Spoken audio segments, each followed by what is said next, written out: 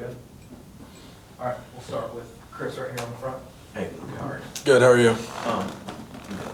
Sam Singleton as a runner, what does he bring to the table? What is it like blocking for different runners within this offense? Yeah, I think Sam did a great job on Saturday kind of providing a spark for us. And, you know, obviously, as you guys saw, he's got an ability to, you know, hit the hole fast and, you know, he's got elite real speed. And, you know, I think he did a great job on Saturday. And I think that all of our running backs played great on Saturday. So I think it's good, you know, to have a bunch of guys that, you know, can go out there and get it done. Liam?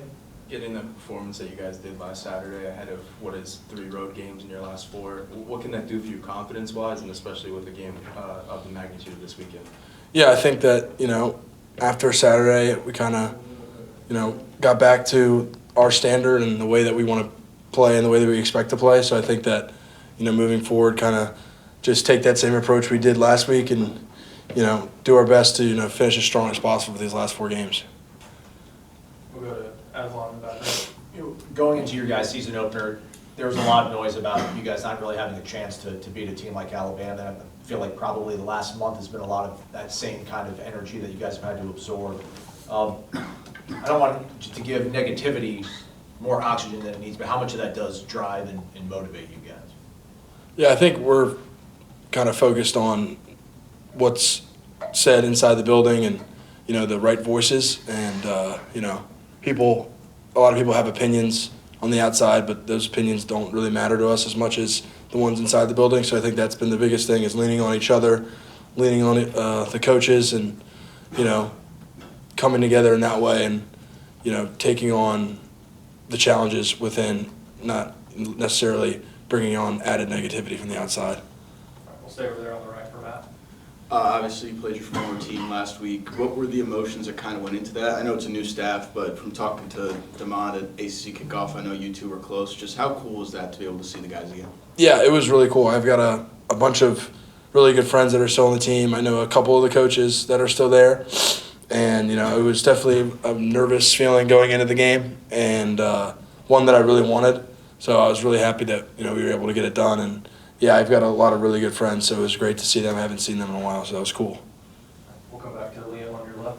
When we talked to Tommy, Earl, just everybody after the game, they were so vocal in their support of Coach Norvell. And despite, like you talked about, what's happening outside the building, they praised, you know, his ability to navigate stuff inside it and motivate you guys.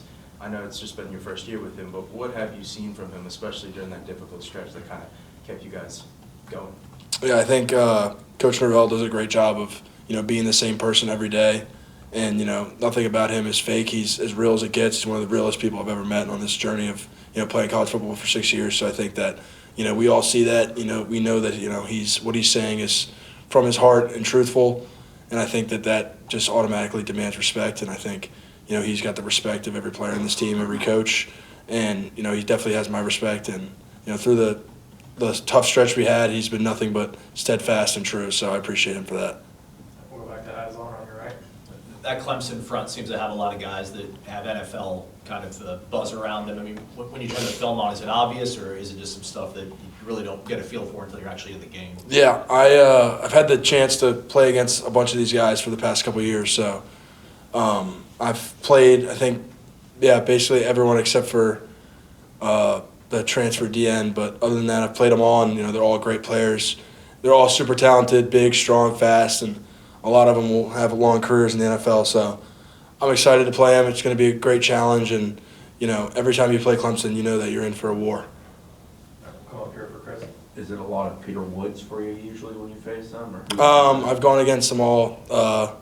Peter Woods, Cape Hart, number 19. And then in the past, they've had other guys that I think have recently left. But, you know, whenever you play Clemson, it's going to be, you know their front seven is going to be legit, as well as their, you know, back end. Is it, with guys like Woods, is it a mix of they're large and strong, but also quite fast for their size? Yeah, I just think, you know, when you're playing against an NFL player like that, it's going to be a challenge, and, you know, he's every bit of first round caliber D tackle, so it's a challenge for sure.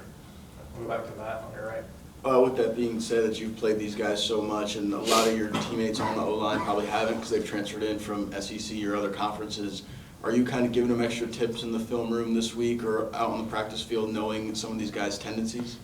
Yeah, I mean, like I said, I played against these guys, so, whenever we're watching film or anything, if guys have questions, I'm definitely there to answer them. And, I've played at Clemson twice, so that's kind of, the environment itself is always a fun one. So I think that's kind of providing insight on that and what they can expect for that. So when we get out there, it's not something completely new. At least they have someone that's played there before. That's all. Kind of to piggyback off that, Luke, just, you obviously playing at home in front of the fans at Joe Campbell's a really special thing, but when you guys are kind of in this place where everything is so important week to week, is it kind of, I don't know, a benefit to go on the road and kind of hunker down and have to, compete in that sort of a forum, I guess? Yeah, I think it's a great challenge going on the road and playing in the ACC. So I think that, embracing that and, being able to, test ourselves in the toughest of environments it's a good thing, and it's going to be hard, but I think we're all excited for it, and we know how big of a game this is. So it's, we're excited to go down there and experience everything about Clemson. We'll come back to Liam on your left. When you talk about obviously facing that Clemson front, you guys get to face a guy like Darryl every day in practice. How valuable is that, not just this week, but on a week-to-week basis? Yeah, I think going against our D-line since the spring has definitely helped us throughout this entire season. And it's nice when you go against guys that, are really good players every single day, and you get to the game, and it definitely helps and makes it, a little bit more manageable. Anything else for Luke? All right, thank you. Thanks.